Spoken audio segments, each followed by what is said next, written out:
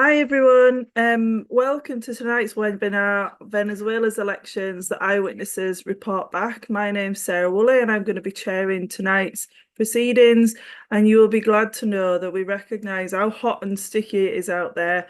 So rather than keep you all on until 8 o'clock, we're going to try and finish a little bit earlier and have you away in about an hour, around 7:30.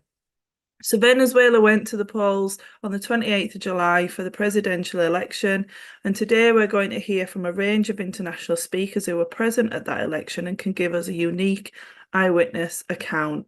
10 presidential candidates, including the current president Nicolas Maduro, competed in this election in a country which the United States has labelled a dictatorship, despite it holding 30 electoral processes since 1998. This was also the 11th election that Venezuela has held since sanctions were first imposed on the country by the US in 2015. These sanctions are illegal, coercive measures designed to bring about regime change and secure a compliant administration, posing no challenge to US economic and political interests in the region. Their effect is appalling. In 2017 to 2018 alone, it is estimated that it caused 40,000 deaths. These sanctions are also the backdrop to the renewed attempt by the US and far-right allies to push regime change in Venezuela since July 28th. These have been condemned by progressive governments in Latin America, such as Bolivia and Honduras, and our speakers, who were all in Venezuela for the election and aftermath, can give us a clear picture of what's really happening. I am sure our speakers will fill in crucial details in this picture, so let's move straight on to our first speaker. Just before I do though, please do let us know where you are tuning in from. Take note of the article and action links in the chat. Donate to the Venezuela Solidarity Campaign if you can, and post your questions to the speakers in the Q&A section, and we will take a quick round at the end of their contributions. So moving on to our first speaker, who is from Britain, and it is Calvin Tucker of Venezuela Solidarity Campaign and the Morning Star. You are very welcome, Calvin. Thank you. Thank you very much, Sarah, and thanks to VSC for organising this important webinar. I'd arrived in the Venezuelan capital a week before the presidential elections, which were contested by 10 candidates, but which, of course, was in fact a straight fight between the incumbent president, a vigorous 61-year-old Nicolas Maduro of the governing PSUV Socialist Party, and the US-backed candidate Edmundo Gonzalez, a frail career diplomat linked to 1980s death squads, a candidate who was fronting for the real face of the opposition, Maria Corina Machado, the long-term coup plotter who was banned from standing in the election after calling for violence and foreign military intervention. The day after, 2 days after the election, when the opposition violence was rampant on the streets of the capital, Caracas, and elsewhere, I was interviewed by one of the international broadcasters, and I began my response with the words, "This is a regime change operation made in Washington." And the evidence for that was all around us. Choreographed media attacks framing Maduro as an unpopular dictator, trailing badly in the polls, who cannot win elections except by rigging the vote. The US State Department, Blinken, immediately recognizing the losing candidate as the winner, promises of more sanctions and more misery for ordinary Venezuelans, footage all over the place of photogenic opposition supporters in tears after having been prevented from voting, footage of huge crowds demanding the head of Maduro, statues torn down, calls for the military to rebel, the face of the opposition leader everywhere. What was not shown on the Venezuela media networks? Well, in a nutshell, what was not shown was the other side of the story. The million-strong government rally held on the Thursday before Sunday's election.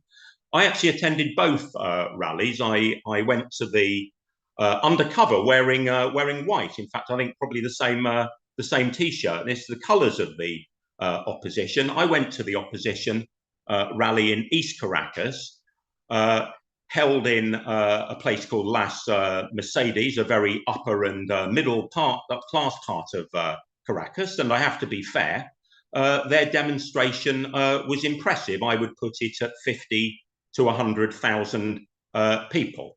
I managed to walk all the way through it, right past Maria Corina Machedo's small platform, right past the showroom with all the flashiest and most expensive cars in Caracas, a fitting backdrop for the US sponsored candidate. I walked all the way through it and all the way back. It wasn't difficult. It was a respectable turnout. And then I got on the back of a motorbike and I went to downtown Caracas and joined the Chavista demonstration in support of the government.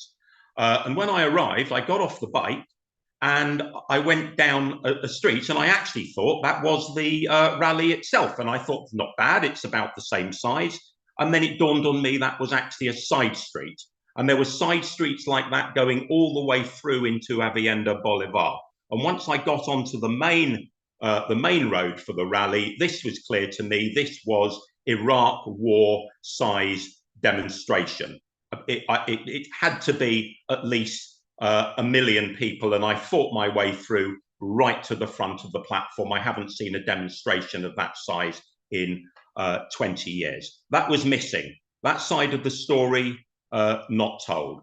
What was also not told was the story of the economy, the fact that it's now growing, the fact that hyperinflation has been cracked, and that of course provides economic stability for ordinary Venezuelans. We were told that all the polls showed Maduro way behind. Well, actually, that isn't true. Polls are unreliable in Venezuela. Many showed Maduro ahead, and some by big margins. We're told that the Carter Center questioned the election result. They certainly questioned it, but they didn't provide any evidence that it had been rigged. But of course, what they didn't tell you was that the other 1,000 or so international observers drawn from 92 countries around the world, including electoral commissions, ambassadors, governmental representatives, and so on, they didn't agree with the Carter's assessment of the election result at all. And of course, what absolutely was not shown was the horrifying violence of the Venezuelan opposition. And this included an attack on one of our electoral observer buses, which was ambushed on the highway between Caracas to the airport 2 days after the election, with a group of observers on board who were trying to catch their flights home. They had a narrow escape, or they may have met the same fate that met the workers at the PSUV Socialist Party state office in Lara, who were attacked by the opposition, beaten to a pulp, tortured, and I think in one case tortured to death, had gasoline poured over them, and so on and so forth. The violence taking place in Caracas and around Venezuela, they call them guarumbas. The guarumbas taking place in Venezuela were many greater by many orders of magnitude to the violent far-right thugs that have been running amok in Britain over recent days. What was also not shown on Venezuelan networks, and this is quite an interesting one because, of course, with the allegations of electoral fraud, the Telesur reporter who described how 40 media organizations had turned up at the polling station that he was covering. When the doors closed on schedule at 6 p.m, a crowd of 100 opposition supporters suddenly appeared from around the corner, surrounded the polling stations, police camera action, and they all started chanting, "Where's my vote? Where's my vote? The dictator won't let us vote."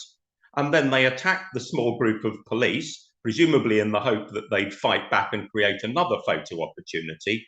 And the whole thing had been choreographed from start to finish, but the media that should be exposing this blatant manipulation were the ones outside broadcasting this fakery as credible evidence of electoral fraud.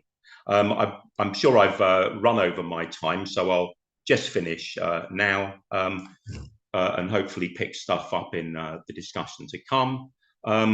We've been here before in Venezuela and elsewhere. We know what color revolutions, regime change operations look like.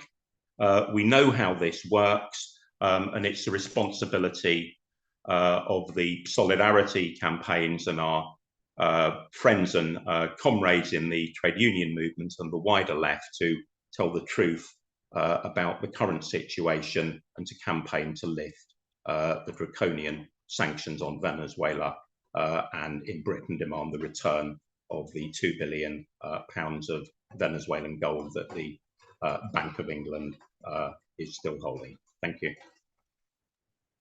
Thanks ever so much, Calvin, and thank you for giving a picture of the reality of the situation. And we know all too well that the media doesn't tell us everything. It is very biased in how it reports, and it's absolutely vital to have eyes on the ground to get the message out of the realities of the situation. So thank you ever so much for that contribution and for doing that for us.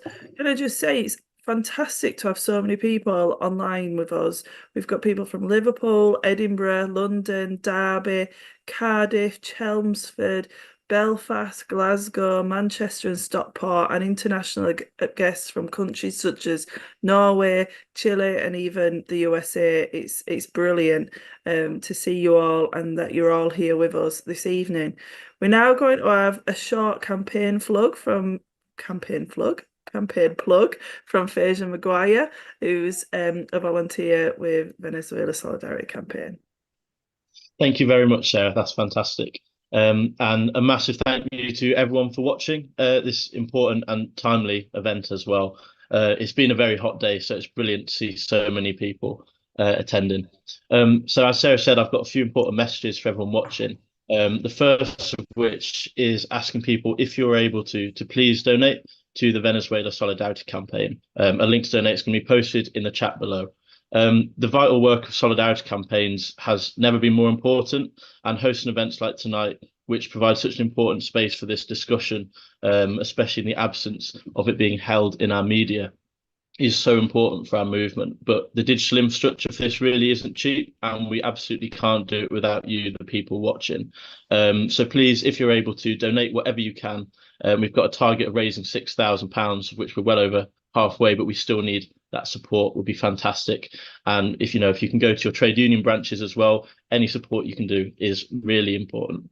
The next thing I'm going to plug is our petition, which is calling on Keir Starmer to give Venezuela back our gold. As Calvin briefly mentioned, right now there are billions of pounds worth of Venezuelan gold, which is just sitting in the Bank of England. You've got US foreign policy people love to criticize bits of Venezuela's economy at the same time as countries like Britain are quite literally sitting on Venezuelan resources and wealth. So please do sign and share that petition, which is really important. And the last thing which I'm going to mention, if you're going to be in Liverpool in September around the time of Labour Party conference, please come along to a fantastic solidarity event organised by Rise Festival and solidarity campaigns such as Venezuela, as well as those with Bolivia, Brazil, Ecuador and others. So that's going to be a solidarity event with Latin America's left, with speakers from Brazil, Mexico, Colombia, Bolivia and more, as well as MPs like John McDonnell and Richard Bergen. So the link to that event is going to be shared in the chat below as well. And that's an event which is going to be on Monday, 23rd of September in the evening. It'd be absolutely fantastic to have people there. In-person events are so important for our movement as well, and really good. So please look at all of those links, share what you can. And again, if you are able to donate to Venezuela Solidarity Campaign, please do. Cheers. Thanks, Fraser. And it's definitely not an event to be missed if you're in or near Liverpool later on in September. I would strongly advise you getting there and getting there early because I think the room will be full. Our next speaker is Fravia Márquez, and they are a former advisor to the Vice Presidency of the National Assembly of Venezuela. She's currently Executive Director for the International Summit of Anti-Imperialist Africans and Afro Descendants. Fravia, you are most welcome. Hi, everyone. Good evening for all of you. Thank you for having me today.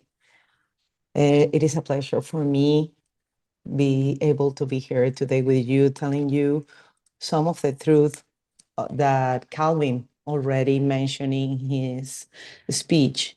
I hope I can meet expectations on time too. So as I was approaching the moment to speak, I was thinking to myself what I must say. And I remember something that a friend from the US, he's from the Black Lives Matter movement, told me after congratulating me for the winning of the elections of President Maduro. He told me, it is an amazing moment for Venezuela, but this is amazing how the elections in your country look like a sequel of Fast and Furious, where every time they will try to do the same. It is the same movie, different actors, same script.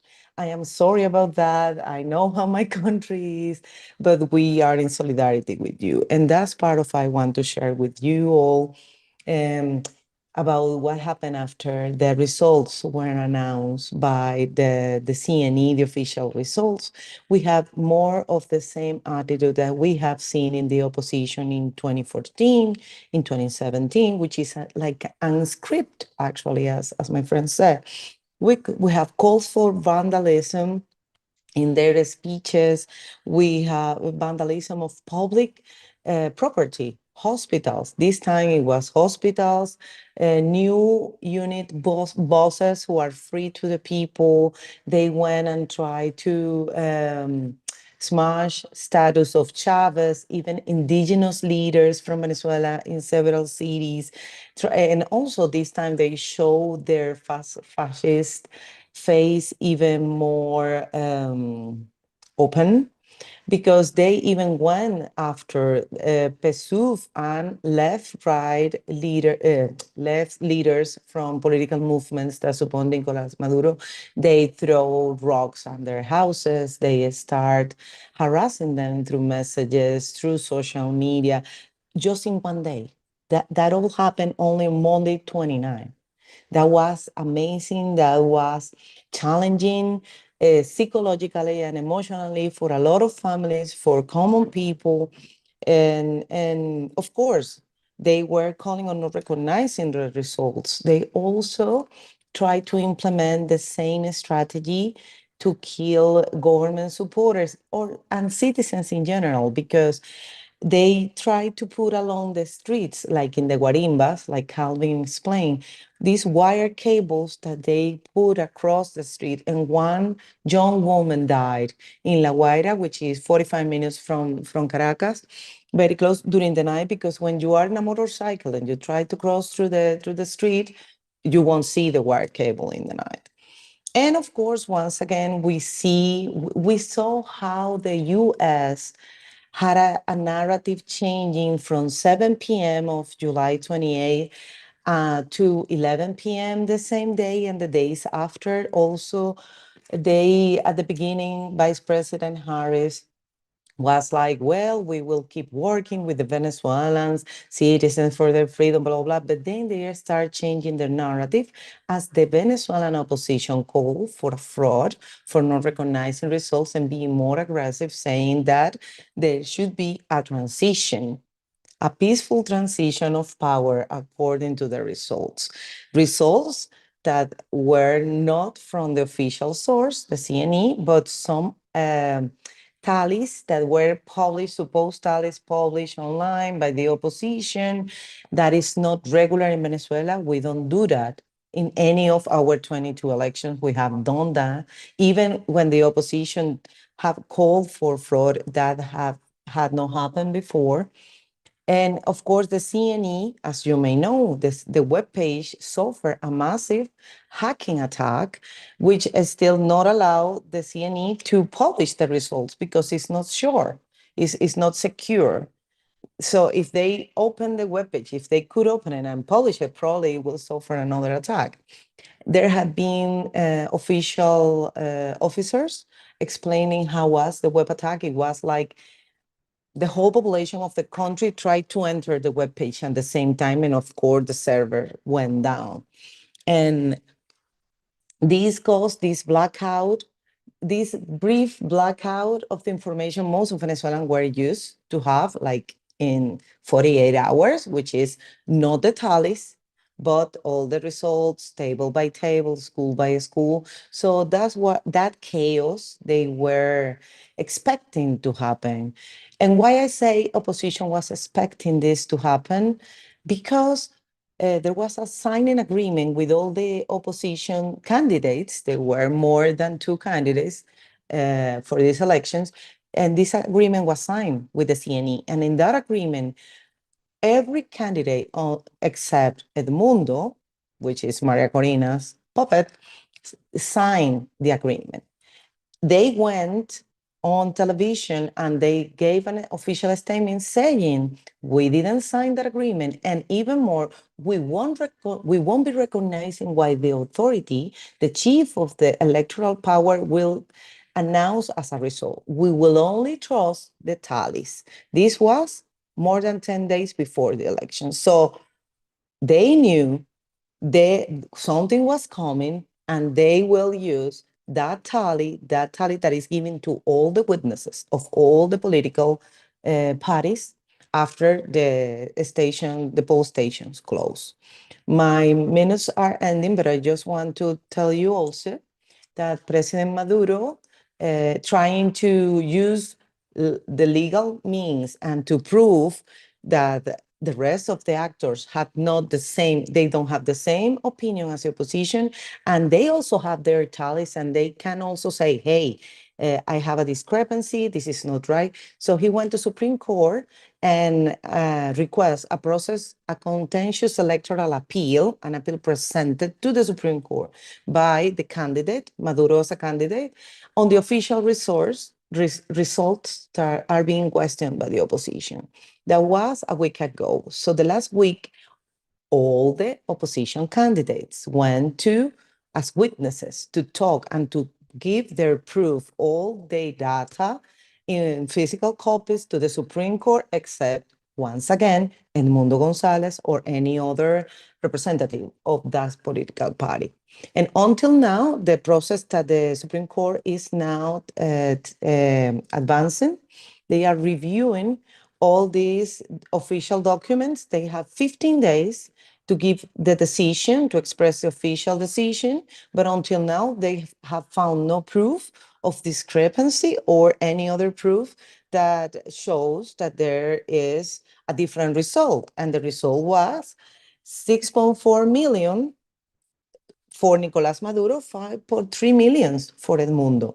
We would like a bigger gap between the both candidates, but we knew there was going to be a close election because all the effect on sanctions, all the sabotage, the economic situation we are overcoming, but these are the results. And of course, it's like Chavistas, we don't exist.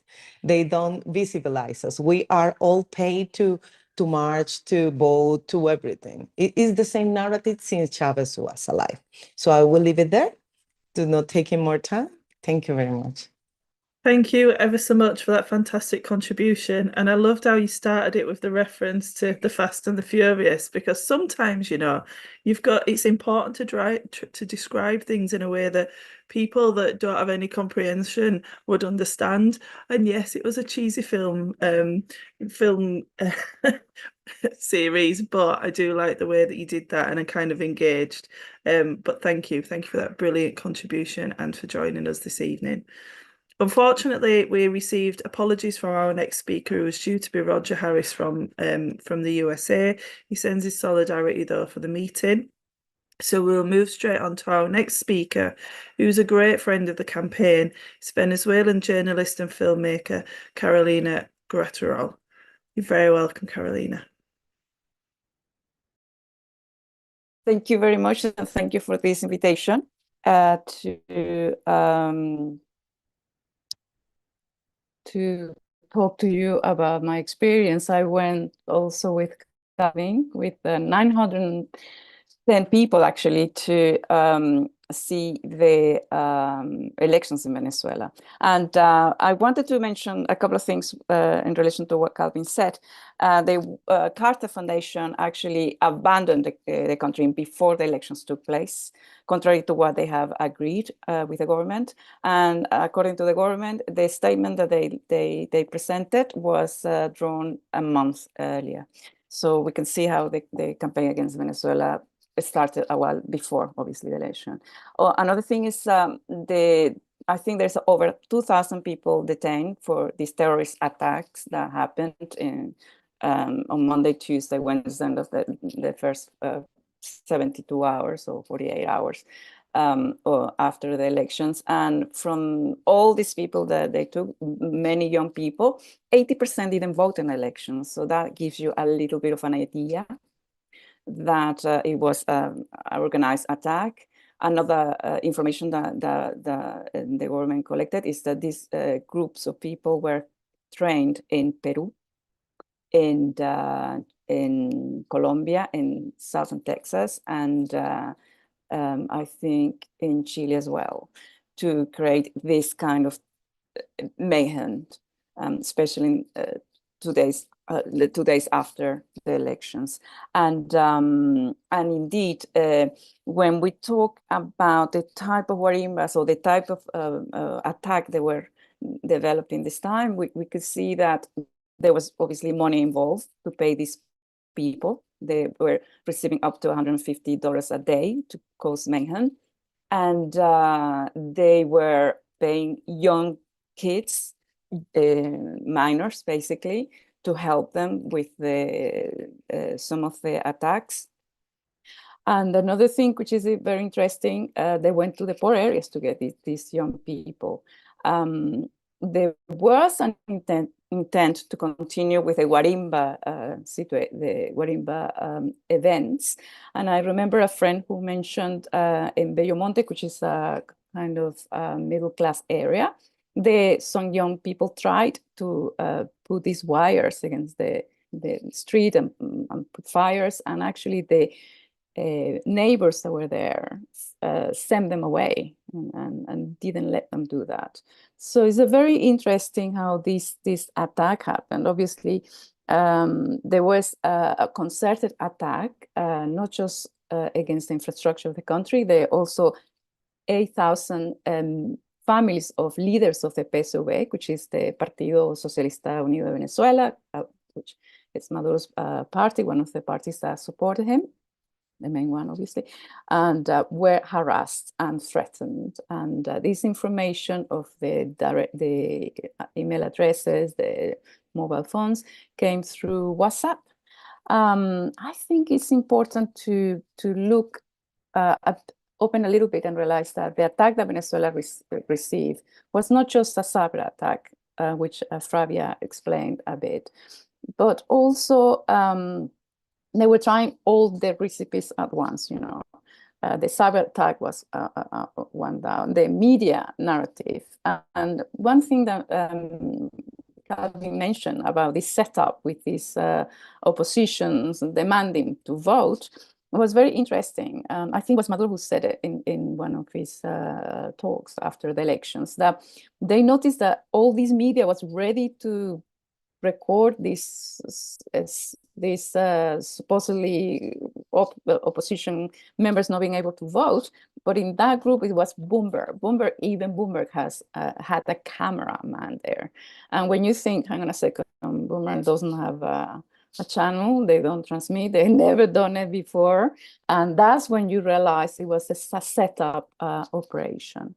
And I want to concentrate a little bit on the attacks around the country, because I have family and I have an auntie who came and who told me how terrible was the destruction of this indigenous, this statue of these indigenous in the town I was born, Guanare, and how it was done by people that she didn't recognize, very young people, people that were obviously paid for this. And they paraded the statue around some of the streets of the city. And everybody was really, really, really upset about this. This was one of the landmarks of the city I was born. Coromoto, the indigenous, was one that discovered this virgin, and that's why the Virgin of Coromoto exists as a patron of that city. And these terrorists, I will call them, I wouldn't call them protests, were saying, Jesus Christ live, long live Jesus Christ, and trying to make a point completely, lost in translation, because actually Coromoto, this indigenous, discovered this virgin that is part of the Catholic tradition. And I think they hit very badly, very effectively in these 2 days, 3 days that this a terrorist attack erupted. We need to understand that they were extremely organized. They did this training in those countries I mentioned, and they destroyed, or partially destroyed, 12 universities, 7 kindergartens, 21 primary schools, 34 high schools, 30 small clinics for people to receive primary care, and 600 of these committees of where people, the population can receive this bag of food, very small price, and very cheaply. So, of course, the 27 monuments, some of them Chavez statues, were in the symbolic level a hit, of Venezuelan identity, and obviously the Chavistas, which, as Fravia and Calvin said, were invisibilized in all this attack. The CNA, the Electoral Council, received attack in 10 of the offices, and 3 mayor's offices were also destroyed. So we're talking about a major attack that tried to create something. It didn't create it because it was foreign. This really, the opposition, the people who voted for the opposition candidate didn't come out in the streets to join these terrorists. And I think the government got hold of these terrorist attacks really early on. Obviously, after that, the cyber attack continued. We now have many websites of the government taken down as we speak, and this battle with the narrative continues. And Venezuela, sadly, the message has been invisibilized. But I think we need to take a little bit of hope on the fact that this time the government was, more ready to act and to stop the spreading of terrorist attacks. And the masks are coming off slowly. Sadly, the big media is not helping. But I think the truth will get through, and people will realize more and more as time passes that this has been a huge operation, hybrid war against Venezuela, and we have been a laboratory of this kind of attacks. So that might happen to other countries. Thank you. Thank you ever so much for that. And when you were speaking, I was thinking, obviously, it sounds horrific that what was going on over there, and we've not had anything near as severe as what you were describing over here. But when you see the videos of the riots that we've had over the last week and the amount of young people that have been involved in them, it definitely kind of tells us as a movement that we need to do more to bring those young people into our side, don't they? Whether it's in the UK, whether it's in Latin America, that there's a gap there and we need to be reaching out to them. But thank you for explaining and going through all that and just outlining how bad it has been and how organised it was throughout all that. We're nearly on to our last speaker now. I'll just remind you all that we're always willing and able and ready for donations to be given.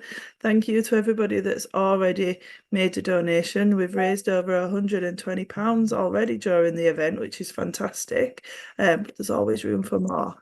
We will move on to our final speaker, who is the secretary of the Venezuela Solidarity Campaign, a renowned Latin American expert, and somebody who I class as a friend, Dr. Francisco Dominguez. You are very welcome. I'm going to keep an eye on timing because I know you can run away a little bit. We do want some questions before the end.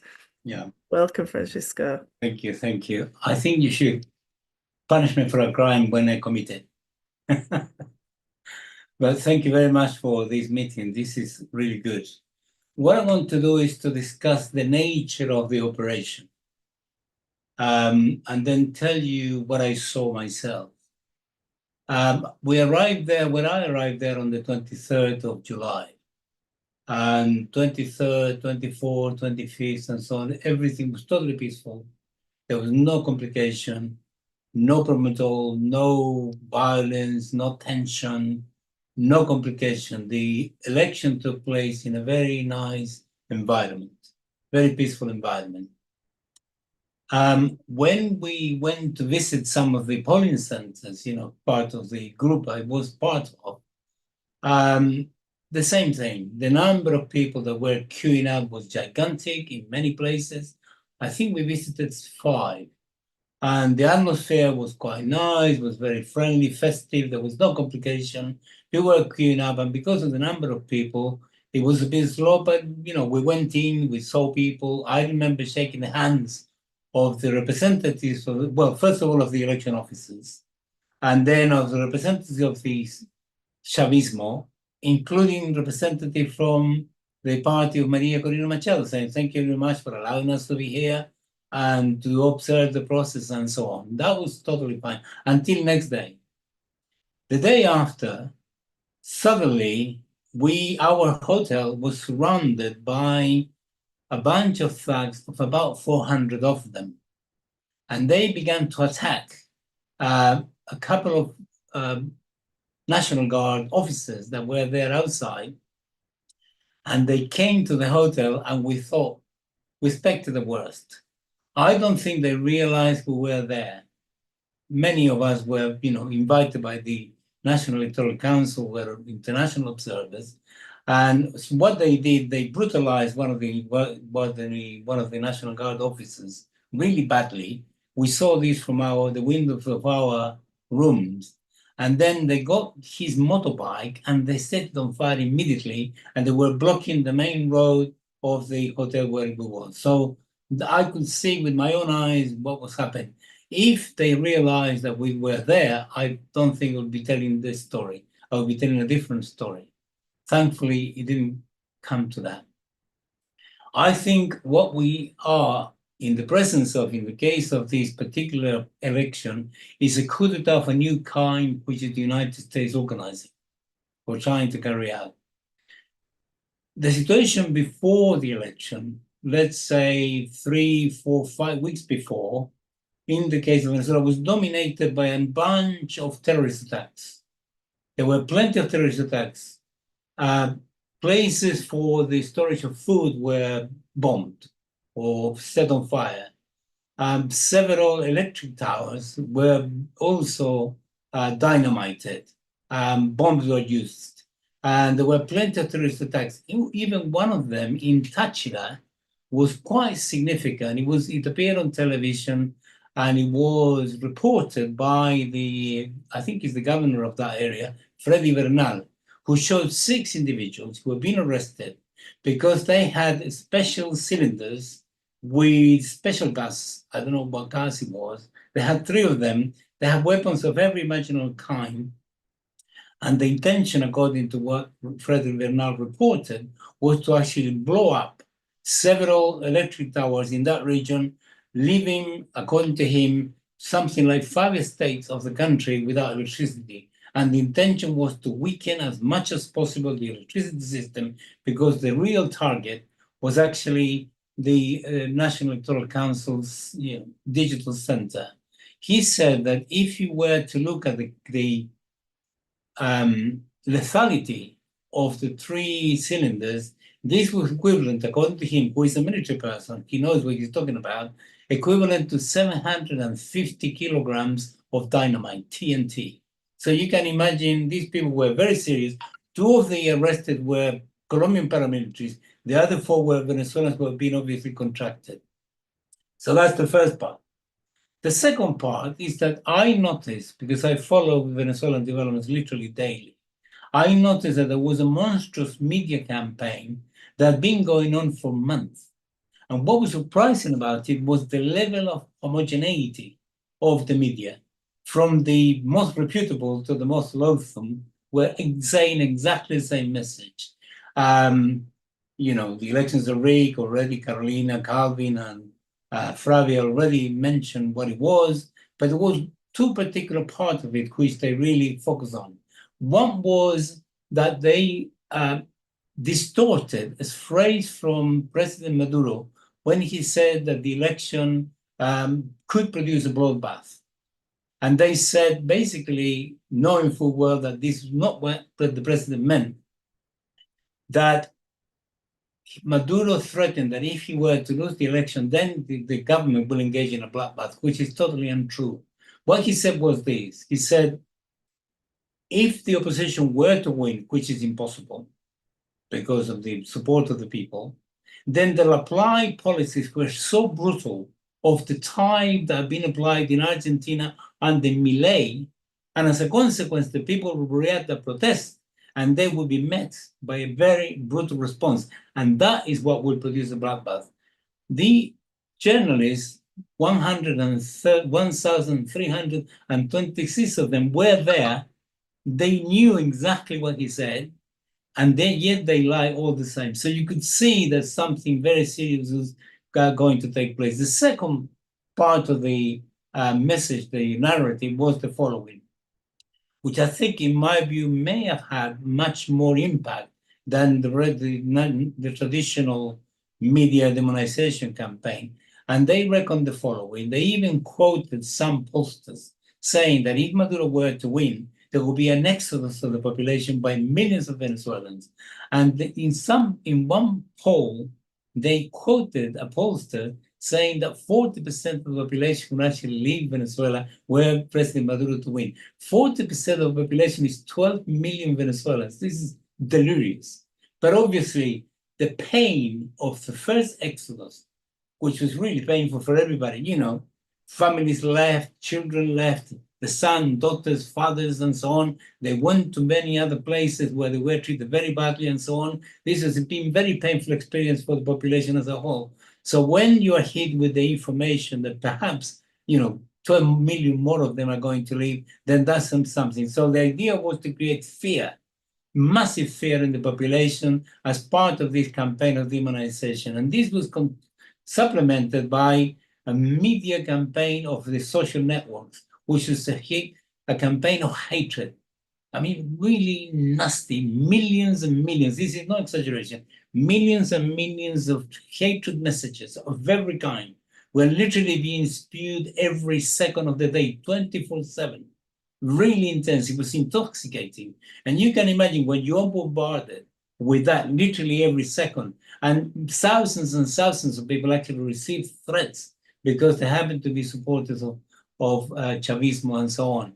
And this was very deliberately designed, which is typical technique of the United States, which is to create a polarization, which is by fanaticizing one part of the population through hatred, so that it's not possible to win them over through rational argument, and you can mobilize them quite easily, especially if you pay some of them anyway. And then all of this was organized around one key component of the coup d'etat, which was the massive, gigantic cyber attack against the National Electoral Council system, digital system. They even destroyed, as far as I'm aware, the National Electoral Council digital system has 15 firewalls. They managed to destroy one. And because they managed to destroy one and they were attacking it, you know, literally hundreds of thousands of cyber attacks all the time against the center, the Electoral Council, they have to repair it. And because they have to repair it, especially repair that firewall, because otherwise they've gone to the next one and the next one and so on until they got to the core. And that took time, and that's what delayed the results. I think the real intention was to ensure that the CNE, the National Electoral Council, was unable to actually produce end results. And that was the key component of the whole operation, because once there is no results, and then you have to wait for hours and hours and hours. Imagine this might be 3 o'clock in the morning, 4 o'clock in the morning, next day, and still results are not there because the system has been destroyed cybernetically. And then the component which was key was the violence. They sent this wave of violence, which is really nasty, that's been described by everybody. It seems to me that that is a new type of coup d'etat the United States is being specialized on. And it's quite important to bear in mind, if it can be done against Venezuela, it can be done against anybody. Venezuela has oil. Bolivia has lithium. Other countries have, rare earth. Other countries have other riches, and there can easily be can easily be targets of the United States new type coup d'etat. Interestingly, as part of this, the person from the United States who is making the statements regarding what is going on politically in various places in Latin America is none other than Laura Richardson, who is the general in charge of the Southern Command. Why should they militarize, their intervention, which is illegal and unacceptable in the countries of Latin America? So this is a clear thing. So when President Maduro presented his recourse, I think it's called, to the Supreme Court for investigation and so on, and then all the various candidates were asked to submit their information and so on, that was a masterstroke. Literally, this is what happened. President Maduro presented his request to the Supreme Court, and literally 3 minutes later, that the Supreme Court accepted it, Anthony Blinken recognized Edmundo Gonzalez as the president-elect. So clearly they were monitoring the situation, watching every single movement. And the whole idea behind Anthony Blinken's decision to recognize Gonzalez was to kill President Maduro's request to the Supreme Court, so that actually the waves internationally, politically, and mediatically were dominated by the recognition. This did not work. And it's very interesting. And I want to finish with this point on the opposition.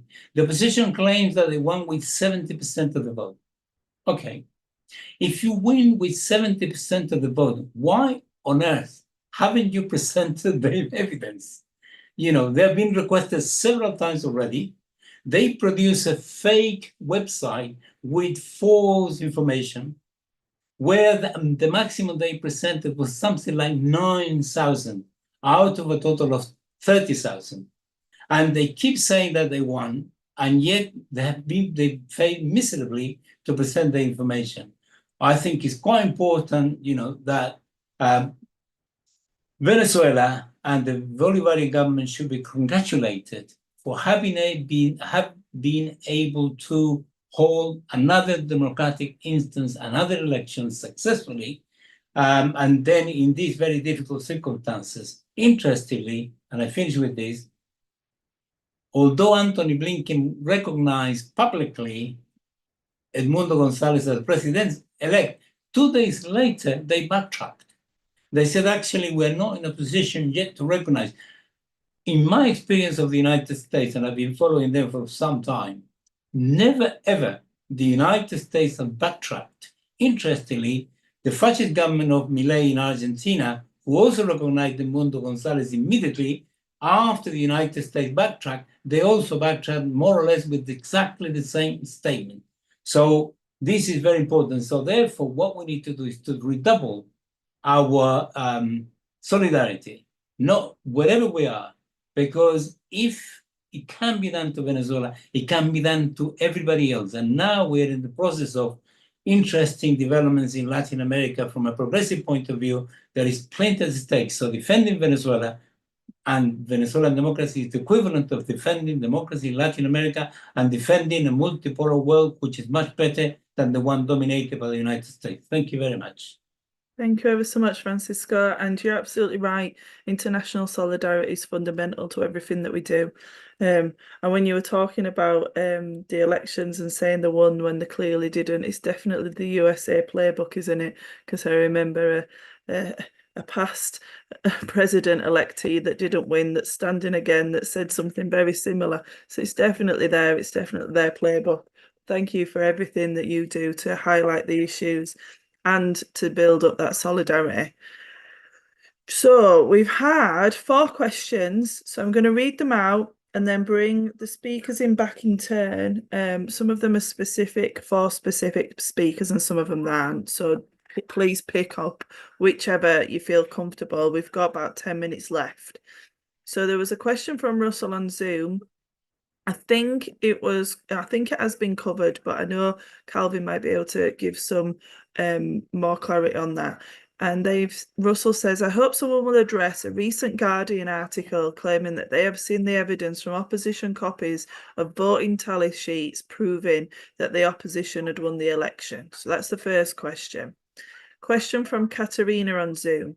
An article in the Financial Times mentions an attempt by the US to negotiate an offer of amnesty from charges of narco trafficking to the entire Venezuelan government, including President Maduro, in exchange for relinquishing power.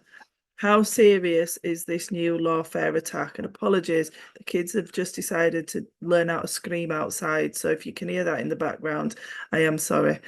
Number 3, question from Facebook. Can Francisco deal with the line that some are putting out that the Latin American left has abandoned Venezuela, even though Cuba, Bolivia, Honduras, etc. were amongst the first to recognise results? And then Richard on Zoom. It would be great to have Carolina's statistics on the horrific far-right damage to public institutions since the election. So that's the 4 questions that we've got. Calvin, I'll come to you first. Brilliant. Thanks very much, Sarah. I'm just going to deal with question 1 only because I think it's really important that people understand the nature of these opposition allegations and what the reality is. First of all, number 1, voting in Venezuela is done by computer. A voter walks into a polling station, they press a button on a computer screen, it generates a paper ballot.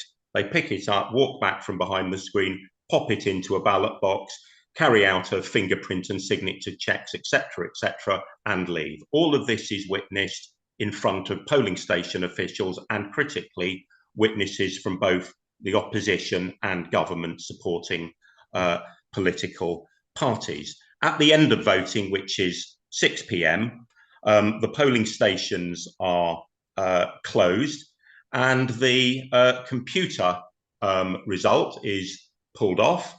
The ballot box is then tipped upside down in an audit of 54% of all the machines. So the ballot box is tipped upside down. The ballot papers are counted 1 by 1 by 1. And at the end of that, providing the ballot, what came out the ballot box is reconciled and correct with the computerized vote, the results sent to the headquarters of the CNE, and out come these mysterious tallies, the actors that everybody talk about. I used to have one, unfortunately I don't anymore. They're a long strip of paper and they contain all the details of the vote. How many people voted for Nicolas Maduro who supported the PSUV? How many voted for Maduro who supported the PPT party, etc. And on it goes. So you get the full list. Those tallies are signed by the electoral officials, the machine operators, and the witnesses for all the political parties present. Everybody has a copy and they walk away with it. These tallies are their proof. They're like the receipt if you wish to challenge any of the electoral data. Then what happens is, at around about 10 o'clock in a normal Venezuelan election, the CNE announces the result live on television and gives you the main figures and usually the kind of regional breakdown. Within 30 days, the CNE publishes the results on the CNE's website, broken down polling station by polling station, right down to machine to machine to machine. So anybody from any party that has a tally that says, we don't agree with what this machine, what the result posted on the website of the machine says, and we've got a tally that differs from it, you take your tally to the CNE and ultimately to the Supreme Court, and you say, here's my tally, here's the evidence. On the tally will be is a barcode. Not this one, that's the back of my business card, but gives you an idea. That's printed on there. That matches up precisely with what the scene is. You know whether this is authentic. This is also signed, as I said, by all the different witnesses. So this tally is a good piece of evidence, and it's authenticated by the barcode. Okay, so that's how the process works. So the tallies are the evidence that is required if you wish to make a challenge. So what happened on election day? Well, immediately the opposition, well, they actually set their website up the day before the election, interestingly. They published what they claimed were 80% of the paper tallies that their witnesses had, proving that they won the election by a 2-to-1 majority. What then happened was the PSUV, the governing Socialist Party, immediately produced evidence that it wasn't, certainly at the time that they made these claims, it wasn't 80% of the tallies published.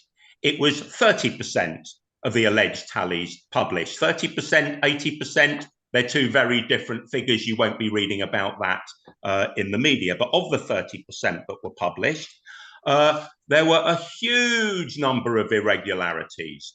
Tallies that hadn't been signed, particularly tallies that weren't signed by the machine operator, tallies that appeared to have the QR code changed, tallies that hadn't been signed at all, and other tallies that had clearly been signed by the same hand for all signatures. So there's huge question marks over the authenticity of these tallies. And just at the Venezuelan Supreme Court 2 or 3 days ago, 2 of the defeated 9 candidates said that their tallies, and remember, everybody should have the same tallies, yeah, they're not different for different people, that their tallies did not match the tallies that the US-backed opposition candidate had posted on their massive website. So I think that's quite important information. Now, the CNE was unable to publish the detailed voting result on its website because of the cyber attack that Francisco and others have referred to. What I do want to say is, if anybody thinks that this might just be a little bit too convenient for the CNE to come up with a cyber attack and therefore it can't publish the results, etc., bear in mind that the United States and its surrogates frequently target Venezuelan institutions with cyber attacks. They target all institutions of the state, and in particular the state-owned oil company PDVSA. And in 2015, PDVSA was targeted by the United States. We know that because Edward Snowden leaked the documentation, and Venezuela even took the USA to the international courts for its cyber attacks on state institutions. So finally, so what actually happened then? So Maduro called the opposition's bluff and immediately petitioned the Supreme Court to adjudicate on this apparently disputed election. All the candidates attended. All the candidates attended. There were 10 of them, apart from one. Edmundo Gonzalez, the US-backed main opposition candidate who refused to attend. The CNE was ordered to provide all the evidence of all the reports, the full records, the tallies, the proof of the cyber attacks, and so on. And the Supreme Court announced that the CNE had complied in full. The PSUV, Maduro's Socialist Party, likewise submitted all the evidence it was ordered to, including a full submission of their paper tallies. Of course, the one party that wouldn't cooperate at all, that wouldn't submit the evidence that would prove their case, was, of course, the US-backed opposition. Why doesn't it want to submit its evidence to the Supreme Court? That's an interesting question. They've already taken photographs of their alleged evidence and put them all over the internet. So it's not like they're going to lose anything. They claim they've already got it. they won't submit that evidence for the obvious reason that evidence at the Supreme Court will be scrutinised and very, very likely found wanting. So that's the reality of these fraud allegations in Venezuela. They make them at every single election. They even burnt all the voting machines in Venezuela to the ground 2 years ago. And at the last presidential election that I observed in 2018, I asked the campaign chief for the opposition candidate, Henri Falcon, the main opposition candidate, I even taped it. I said, will you be accepting the results of this election tonight? Answer, yes, we are going that way. Yes, we are going that way. At exactly 10 p.m, as the result was read out in 2018, the opposition presidential candidate, Henri Falcon, tweeted, it's all a fraud. That's the history. That's the reality. Don't believe the bullshit. Look at alternative sites, particularly Venezuela Analysis and others, and challenge these narratives. Thanks, Calvin, for that whistle-stop tour. Really, really interesting. I really appreciate that. Fravia, do you want to come back in on anything? I would like, no, I think Calvin explained it even better than me. He is totally right that it's the way it goes. I would like to address two questions that were there very briefly. I just answered one of them by text because I mentioned when I spoke that the Supreme Court has 15 days, according to law, to come with a official statement.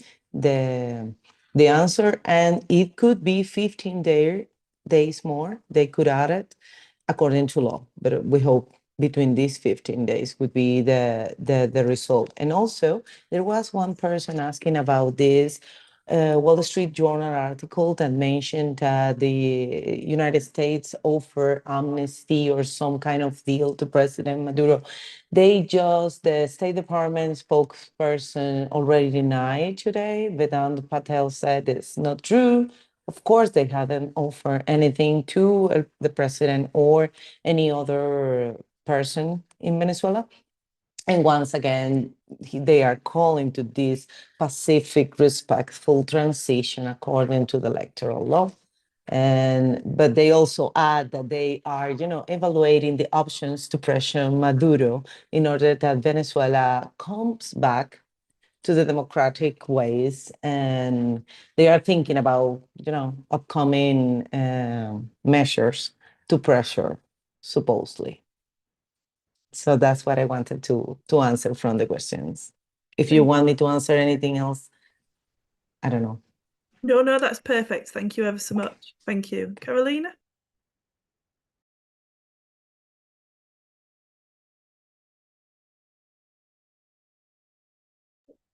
You're still on mute. Sorry, I didn't realize. Yes, I wrote a lot of the information I collected with my research, and all I can say is that Venezuela is in peace now. Sadly, that is not known by many people around the world, but this needs to be said, and I hope everybody here can search and research for themselves and look for outlets where you can find what is really happening in Venezuela. Sadly, we are being at the moment attacked. In even the metro, the tube company has been attacked online. So we continue fighting for a better world and to give and to protect the Venezuelan government, the population, and to offer a different option than the neoliberalism and that's causing all these wars around the world. And I urge you to take our words, but go beyond and read and investigate by yourself and spread the words, spread the news that the media is not telling anyone. Thank you. Thank you, and such an important point about researching and looking into things and doing your own homework, not just relying on media sources. But obviously, we do rely on everything that you guys have said tonight because we trust and believe what you're telling us. But going away and delving into it and not relying on the media is really important. Francisco, there was a question specifically for you. If you want to address that one. Yeah, on the Financial Times, right? The Financial Times, and there was one around the Latin America left. I know what it is. Just want to say in one sentence that ever since 1999, the opposition have been claiming fraud. And the system exists in Venezuela for anybody to actually make representations, formal representations. If there is any fraud anywhere in the world, in any country, whoever is the victim actually has the possibility of presenting whatever it is. They may fail, they may fail, but never, ever, not once. And this is quite important. In 25 years, the opposition in Venezuela had submitted anything which is a formal complaint regarding anything called fraud. Nevertheless, they go to the media and claim fraud, and you know the rest of it, The Guardian and so on, do the rest of it. That's number one. Now, in terms of the question of the Financial Times, I used to read the Financial Times because I thought it was a very serious newspaper, but not anymore.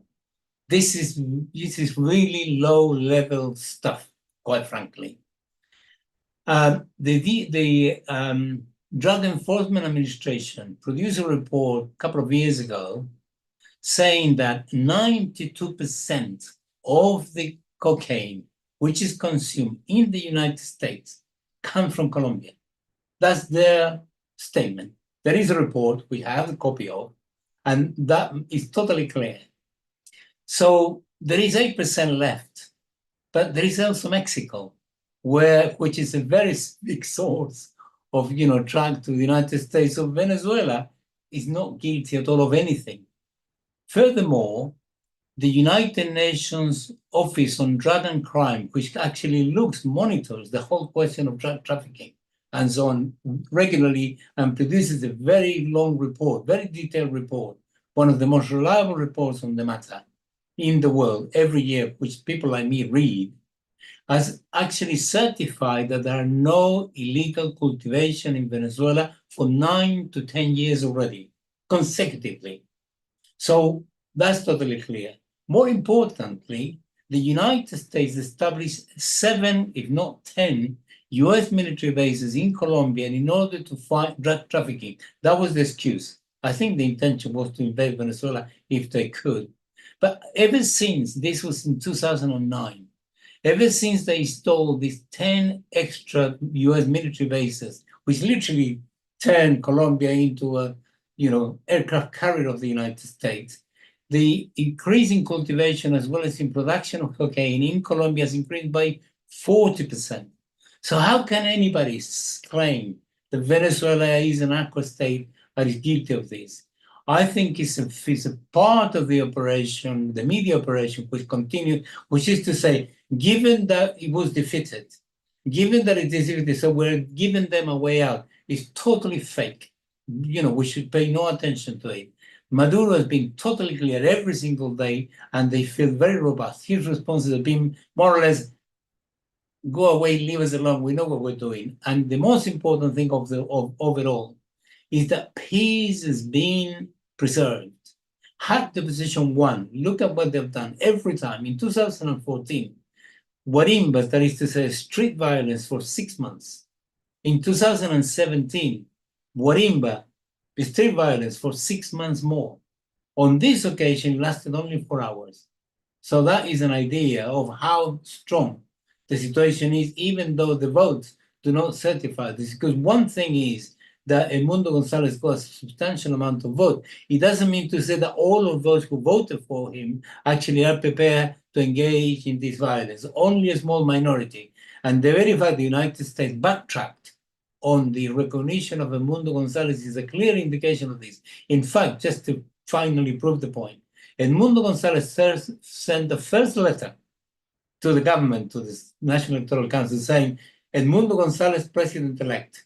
And, with the text of the letter. He sent the second one saying, Edmundo González, no president-elect anymore. So clearly it is the case. They are losing and they're trying to maintain the fiction that they want because there is nothing else they can do. And the reason is the United States organizes the media in the way that is unbelievably worrying, because later on, God knows how they can be deployed against anybody else. And I'm very worried, and I know this is off topic, that it can be used for the riots that are taking place over here in the worst possible imaginable way. So we should watch for that as well. I'll leave it there. Thank you ever so much, Francisco, and you're absolutely right. What happens in one country inevitably will come over and happen to another country, especially when there's powerful forces at bay, and that's why it's important that we stick together. It's important that we show each other solidarity, and it's important that we go away and read up about what's actually going on and make sure that we spread the truth as far and wide as we can. That's all the time that we've got for this evening. Thank you to everyone for attending and sticking it out in this heat, and a massive thank you to our speakers for coming along and giving us a flavour and an understanding of what's really going on over in Venezuela and what has been going on over the last few weeks. Please keep in touch with the Venezuela Solidarity Campaign, including by joining the Latin America event during conference in Liverpool, to the Labour conference in Liverpool. And please also remember to take note of the article and action links in the chat, and do donate if you can. Please keep standing in solidarity with Venezuela's right to national self-determination and against external intervention. Thank you ever so much. Enjoy the rest of your evening and see you all soon. Thank you. Thank you. Thank you. Thank you very much.